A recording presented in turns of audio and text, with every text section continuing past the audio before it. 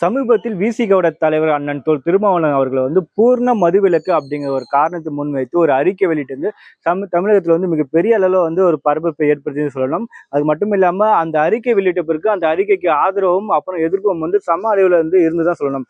அது சம்பந்தப்பட்ட விஷயத்தை தான், அது சம்பந்தப்பட்ட நியூஸ் தான் நம்ம இந்த காணொலியில மிகவும் விரிவா பார்க்க போறோம்.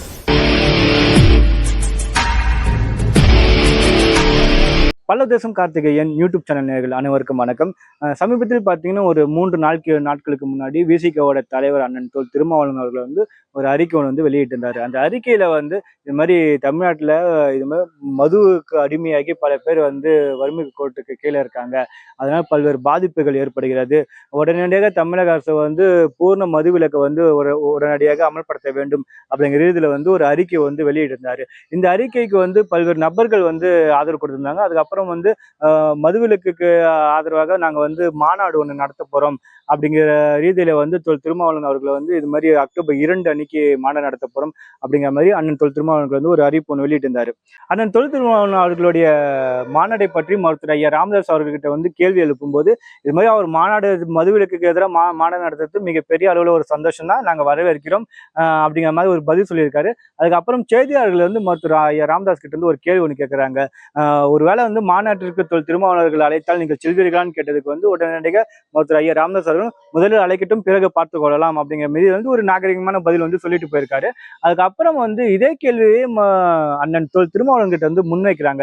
இது மாதிரி நீங்க மாநாட்டிற்கு பாமக அழைப்பீங்களான்னு கேட்டதுக்கு உடனே அவர் சாதிய மதவாத, அதாவது பாமக சாதிய கட்சி என்றும் பிஜேபியை மதவாத கட்சி என்றும் சொல்லி அவர்கள் இருவரையும் நாங்கள் அழைக்க போறதில்லை, மற்ற கட்சிகள் கலந்து கொள்ளலாம் அப்படிங்கிற ரீதியில சொல்லியிருக்காரு. உடனடியாக தமிழகத்தில் உள்ள பல்வேறு அரசியல் கட்சிகளும் சரி, பல்வேறு அமைப்புகளும் சரி, திருமாவளவன் அவர்களுடைய பேச்சுக்கு தன்னுடைய கண்டனத்தை வலுவாக வச்சிருக்காங்க. இதுல பல தலித் சமூகத்தை சார்ந்தவர்களும் அமைப்புகளும் இருக்கு. அது ஏர்போர்ட் மூர்த்தி அவர்களும், அதுக்கப்புறம் வினய் அரசு ஆகட்டும், இது மாதிரி பல்வேறு நபர்கள் திருமாவளவன் அவர்களுடைய இந்த பேச்சுக்கு கண்டனத்தை தெரிவிச்சிருந்தாங்க. ஏன்னா மதுவிலக்கை பொறுத்த வரைக்கும் பாத்தீங்கன்னா தமிழ்நாட்டுல பாமக தொடர்ச்சியாக 40 ஆண்டு காலம் போராடிட்டு இருக்காங்க.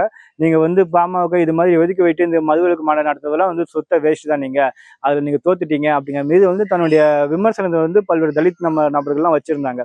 உடனடியாக இது சம்பந்தமா மருத்துவர் அன்புமணி ராமதாஸ் கிட்ட கேள்வி எழுப்பப்படுகிறது. உடனே மருத்துவர் அன்புமணி ராமதாஸ் அவர் ஒரு பதில் சொல்றாரு. அது மதுவிலக்கு பொறுத்த வரைக்கும் பாத்தீங்கன்னா பாமக பிஎஸ்டி முடிச்சிருக்கு, விசிகா இப்பதான் எல்கேஜியை ஸ்டார்ட் பண்ணியிருக்காங்க. அவர் இது அவருடைய பாணியில அவருடைய பதில் சொல்லிட்டு கிளம்பிட்டாரு. அது மட்டும் இல்லாம மதுவிலக்குக்காக பல்வேறு போராட்டங்களை நடத்தியது பாமக தான். இது வரைக்கும் பாத்தீங்கன்னா ஆயிரக்கணக்கான போராட்டங்களை நடத்தியிருக்கோம். அதுக்கப்புறம் அது மூலியமா பெண்கள், அதாவது ஆண்கள் பெண்களே பாமக சார்பாக போராடி சிறைக்கு சென்ற வரலாறுலாம் இருக்கு. சிவகாசியில திலக பவன் நாடார் அவர்கள் ஒரு மதுபான கடையை உடைத்து எரித்து அதன் மூலியமா 26 நாட்கள் சிறையில் இருந்தாங்க. இது மாதிரியான பல விஷயங்கள் சொல்லியிருந்தாரு. அதுக்கப்புறம் பார்த்து இந்த விஷயம் விஸ்வரூபம் எடுக்க ஆரம்பிக்குது. திமுக தரப்புல இருந்து பல்வேறு விமர்சனங்கள் மறைமுகமா அண்ணன் விசிகே தலைவர் திருமாவளவன் மீது வைக்கப்படுகிறது. உடனடியாக ஸ்டாலின் அவர்களை போய் சந்திக்கிறாரு. இந்த இடத்துல தான் மிகப்பெரிய அளவுல நமக்கு ஒரு கேள்வியே எழும்புது. அது நம்ம பிறகு சொல்லலாம். அதுக்கு முன்னாடி ஆட்சி அதிகாரத்தில் பங்கு அப்படிங்கிற ரீதியில திருமாவளவன் அவர்களை ஒரு வீடியோ, பழைய வீடியோ அவருடைய ட்விட்டர் பக்கத்துல பகிரப்படுகிறது. காலைல ஒரு 8 மணிக்கு பகிரப்படுகிறது. திடீர்னு பார்த்தா நீக்கிறாங்க அந்த பதிவை. மறுபடியும் அதே பதிவை 10 மணிக்கு போடுறாங்க, மறுபடியும் நீக்கிறாங்க. அப்புறம் என்னாச்சுன்னு தெரியல. பல்வேறு விமர்சனங்கள் இதெல்லாம் எழுந்து அந்த வீடியோ ஏன் நீக்கினீங்க, நீங்க கேட்டது கரெக்ட் தானே, பட்டியலின மக்களுக்கு ஆட்சி அதிகாரத்துல பங்கு இருந்தா தானே அவரோட உரிமைகளை நம்ம மீட்டெடுக்க முடியும் அப்படிங்கிற ரீதியில் பல்வேறு விமர்சனங்கள் எழுந்த உடனே மறுபடியும் அந்த வீடியோ மாலை 6 மணிக்கு பதிவு பண்றாங்க. இது என்ன மாதிரி அரசியல் ஸ்டாண்ட் தெரியல. தன்னுடைய கட்சி இப்ப விசிக தலைவர் திருமாவளவன் அவர்கள் கட்சி ஆரம்பிக்கும் போது நாங்க ஒரு அதாவது அவர்களும் ஆட்சி பிடிக்க வேண்டும், முதலமைச்சர் ஆக வேண்டும் அப்படிங்கிற ரீதியில தானே அவர்களும் கட்சி ஆரம்பிச்சிருப்பாங்க. இதெல்லாம் ஆட்சி அதிகாரத்தில் பங்கு வேணும்னு சொல்லிட்டு ஒரு நியாயமான கோரிக்கை தானே. அது எதுக்கு நீங்க மறுபடியும் போட்டு இது பண்ண போறீங்க அப்படிங்கிற ரீதியில பல்வேறு விமர்சனங்கள் வச்சிருந்தாங்க. பிறகு மறுபடியும் நேற்றைய தினம் இது மாதிரி விசிக தலைவர் அண்ணன் திருமாவளவன் அவர்களும் மு.க. ஸ்டாலின் அவர்கள் சந்திப்பு அறிவாலயத்தில் நடக்குது. அறிவாலயத்துல இதுதான் மிகப்பெரிய அளவில் ஒரு காமெடியாவே பார்க்கப்படுது. நகைச்சுவையும் மிகப்பெரிய நகைச்சுவை இந்த பகுதி தான். எதற்காகனா மாநில அரசு பட்டியலில் தான் மதுவிலக்கு இருக்கு மத்திய அரசு பட்டியல் கூட இல்லை, மாநில அரசு நினைச்சா ஒரே கையெழுத்துல வந்து மதுபான கொள்கை பூர்ண மதுவிலக்கு வந்து தமிழ்நாட்டுல கொண்டு வர முடியும். ஆனா அவர்கள் வந்து அதை செய்ய வேண்டிய திமுக அரசுகிட்டே போயிட்டு கோரிக்கை வைக்கிறாரு, எங்களோட மது விலக்கு மாநாட்டுல நீங்களும் கலந்துக்குங்கன்னு சொல்றாங்க. இது என்ன மாதிரியான ஸ்டாண்ட் சத்தியம் யாருக்குமே புரியல. ஏன்னா இது 2008 தான் நினைக்கிறேன் திமுக கூட்டணியில பாமக வந்து அங்கம் வகிக்குது. இதே மாதிரி தொடர்ச்சியாக மது விலக்குக்காக ஒரு ஒரு அழுத்தத்தை வந்து திமுக அரசுக்கு பாமக வைக்கிறது. உடனே திமுக அரசும் வந்து மறுநாளே வந்து ஒரு ஜியோ ஒன்று பாஸ் பண்றாங்க. பாட்டாளி மக்கள் கட்சியின் தொடர்ச்சியான வற்புறுத்தின் காரணமாக நாங்கள் வந்து இது மாதிரி மதுபான கடை திறப்பின் நேரத்தை வந்து நாங்கள் குறைக்கிறோம், இனிமேல் புதிய மதுபான கடைகளை வந்து நாங்கள் திறக்க மாட்டோம் அப்படிங்கிற இதுல வந்து பல்வேறு அறிக்கைகள் பல்வேறு விஷயத்தை வந்து ஒரு ஜியோவா பாஸ் பண்றாங்க. அது மாதிரியான ஒரு அழுத்தத்தை வந்து திருமாவளவர்கள் கொடுப்பாரு நம்ம எதிர்பார்த்தா கடைசியில திமுகவையே அந்த மாநாட்டுக்கு அழைத்துதான் ஒரு நெருடலான ஒரு விஷயமா இருக்கு. ஏன்னா ஒரு தீர்க்கமான ஒரு முடிவு எடுத்தீங்க, பல வருஷம் கழிச்சு ஒரு பூர்ண மது விலக்கு அப்படிங்கிற ஒரு நல்ல முடிவு எடுத்திருந்தீங்க. ஆனா மறுபடியும் போய் திமுக கிட்டே போய் நீங்க சரண்டர் ஆனதுதான் யாராலையும் வந்து ஏற்றுக்கொள்ள முடியல. ஏன்னா மதுபான கொள்கை அப்படிங்கிறது பாத்தீங்கன்னா மாநில பட்டியலில் இருக்கு. ஒரு தமிழக அரசு நினைச்சா ஒரு கையெழுத்துல வந்து நீங்க மதுவிலக்கு வந்து கொண்டு வந்துடலாம். ஆனால் நீங்க அதை செய்யவே இல்லை. இது வந்து அதை செய்யாம மறுபடியும் திமுக கிட்டே நீங்க போயிட்டு கோரிக்கை வைக்கிறதுலாம் வந்து அது மட்டும் திமுக ஆட்களே வந்து அந்த மாநாட்டுக்கு அழைக்கிறதுலாம் வந்து மிகவும் நகைப்பின் உச்சம் தான் சொல்லலாம். இது வந்து திருமாவளவன் அண்ணன் அவர்களுக்கு வந்து தெரியாமலாம் இல்லை, கண்டிப்பா தெரிஞ்சிருக்கும். ஆனா எதற்காக திமுக வந்து அவர் எதிர்க்கிறதுக்கு வந்து பயப்படுறாருன்னு தெரியல. திமுக விட்டு நீங்க வெளியே வாங்க, உங்களுடைய ஆட்சி அதிகாரத்தை பிடிங்க, உங்களுடைய அதிகாரத்தை நோக்கி உங்க மக்களை வந்து இழுத்துட்டு போங்க. அதை விட்டுட்டு நீங்க வந்து தொடர்ச்சியாக வந்து பாமக சாதி கட்சி பாஜக மதவாத கட்சின்லாம் சொல்லிட்டு நீங்க தேவையில்லாம எதுக்கு அரசியல் பண்றீங்கன்னு நமக்கு தெரியல. ஏன்னா இந்த இரு சமூக மக்களிடையே வந்து ஒரு பிளவை வந்து தொடர்ச்சியாக நீ ஏற்படுத்திக்கிட்டே இருக்கீங்க. இதுல முக்கியமா பார்த்தா பாமக சாதி கட்சின்னு சொல்றீங்க. பாமக வந்து இது வரைக்கும் 2008 நினைக்கிறேன், 2006 2008 அப்போ வந்து மத்திய மருத்துவ தொகுப்பு இதுல பிஜியில வந்து பாமகவோட அன்புமணி ராமதாஸ் அவர்கள் தான் மத்திய அமைச்சராக இருக்காரு.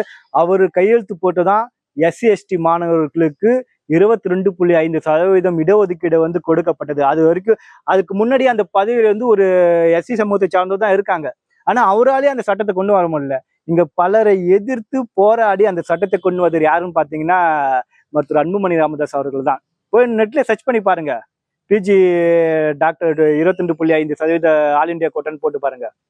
போட்டாலே வந்து டாக்டர் அன்புமணி ராமதாஸ் சொல்லிட்டு கொட்டை எழுத்துல வரும் அந்த பேர்லாம். இது மாதிரி இப்ப அந்த கோட்டா மூலியமா பாத்தீங்கன்னா இன்னைக்கு வந்து தொடர்ச்சியாக 3000 இருந்து 3500 மருத்துவ மாணவர்கள் வந்து அந்த இலவசமா படிச்சுட்டு வராங்க. அந்த சாதனை செய்தது யாருன்னு பாத்தீங்கன்னா மருத்துவர் அன்புமணி ராமதாஸ் அவர்கள் தான். அதுக்கப்புறம் பாமகவோட முதல் மத்திய அமைச்சர் யாருன்னு பாத்தீங்கன்னா தலித் எழில்மலை அவர்கள் தான்.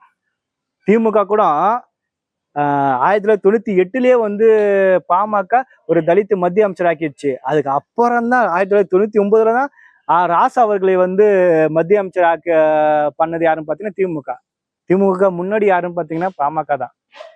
இது மாதிரியான பல்வேறு விஷயங்கள் இருக்கு. அப்புறம் வந்து இரண்டாவது மத்திய அமைச்சர் பாமக கிடைத்த இரண்டாவது மத்திய அமைச்சரும் தலித் பொன்னுசாமி அவர்களுக்கு தான் கொடுத்தாங்க. அப்ப இன்றைய வரும் பாத்தீங்கன்னா பாமகவோட ஒரு தலித் சமூகத்தை சார்ந்தவர் தான் பாமகவோட பொதுச் செயலாளராக இருந்துட்டு இருக்காங்க. இது மாதிரியான பல்வேறு விஷயங்கள் வந்து இருக்கும்போது நீங்க எதுக்கு தேவையில்லாம இரண்டு சமூகத்துக்கு உண்டான அந்த இடைவெளியை இன்னும் அதிகப்படுத்திட்டே போறீங்க? இணக்கமா செயல்பட்டு போலாமே. திமுக கூட எதுக்கு நீங்க வந்து உங்களுடைய ஆட்சி அதிகாரத்திற்காக உங்களுடைய இன்னும் பாத்தீங்கன்னா பாமக வெர்சஸ் விசிக அப்படின்னு நம்ம எடுத்துக்கிட்டு இதுல வந்து யாரு அதிக அளவுல வந்து தலித் மக்களுக்கு பயனடைஞ்சாதுன்னு சொல்லிட்டு ஒரு தராசு சட்டில் எடுத்து பாத்தீங்கன்னா பாமகவோட வெயிட் தான் அதிகமா இருக்கும், விசிகோட இது வந்து மேல போயிடும். ஏன்னா பாமக அவ்வளவு செஞ்சிருக்கு. என்ன ஒண்ணு இங்க இருக்கிற மீடியாஸ் எல்லாமே பாத்தீங்கன்னா அந்த இது வந்து எதுவுமே வெளியே சொல்லாம எல்லாருமே வந்து பாமக சாதி கட்சின்னு சொல்லிட்டு போடுறாங்க. அது மீடியாவோட இதுதான், அது நம்ம ஒன்றும் சொல்ல முடியாது. ஏன்னா ஒரு தமிழ்நாட்டுல இந்த இரண்டு சமூகம் இடையே பாத்தீங்கன்னா ஒரு புரிதல் ஒரு ஒருங்கிணைப்பு ஏற்படுத்திச்சுன்னா இங்க திராவிட கட்சிகளால ஒண்ணுமே பண்ண முடியாது. இப்படி இங்க திராவிட கட்சிகள் ஒண்ணுமே பண்ண முடியாது. அந்த விஷயத்தை தெளிவா வந்து திமுகவும் அதிமுக எடுத்துட்டு தான் போயிருக்காங்க. அதுல வந்து திருமாவளவர்கள் வந்து தொடர்ச்சியா மாட்டிக்கொண்டிருக்கிறார் நம்ம சொல்லணும். அது இருக்கத்துல இவர் வந்து 2 MP சீட்டு வாங்குறதுக்காக 4 MLA ஜெயிக்கணுங்கிறதுக்காக தொடர்ச்சியாக இது மாதிரி பண்ணிட்டு இருக்காரா நமக்கு தெரியல. உங்களுடைய ஆட்சி அதிகாரங்கிறது பிற்பாடுதான். நீங்க வெளியே வந்து நீங்க தனிச்சா நின்று உங்களுடைய ஆட்சி அதிகாரத்தை பிடிச்சீங்கன்னா இன்னும் நல்லா பண்ணிட்டு போயிடலாமே. ஏன் அதை நீங்க பண்ண மாட்டீங்க? எதுக்கு தொடர்ச்சியா நீங்க வந்து பாமகவே நீங்க வந்து குறை சொல்லிட்டு போறீங்க? ஒரு இந்த சமூக மக்களுக்கு இடையே வந்து தொடர்ச்சியா நீங்க ஒரு இடைவெளி மாதிரி ஏற்படுத்திட்டு போறீங்க? இது மாதிரியான பல்வேறு விஷயங்கள் வந்து நம்ம பேசிட்டு போகலாம். சரி, ஓகே, நம்ம விஷயத்துக்கு வருவோம். ஆஹ் இது மாதிரி திருமாவளவன் அவர்களை வந்து தொடர்ச்சியாக மது விலக்குக்காக போயிட்டு திமுக காலில் விழுந்ததெல்லாம் வந்து ஏற்றுக்கொள்ள முடியாத ஒரு விஷயம். அண்ணன் திருமாவளவன் அவர்களும் மது விலக்குல வந்து ஒரு ஸ்ட்ராங்கான ஒரு மூவ்மெண்ட் எடுங்க. கண்டிப்பா வெற்றி உங்களுக்கு கண்டிப்பா கிடைக்கும். நன்றி, வணக்கம் மக்கள்.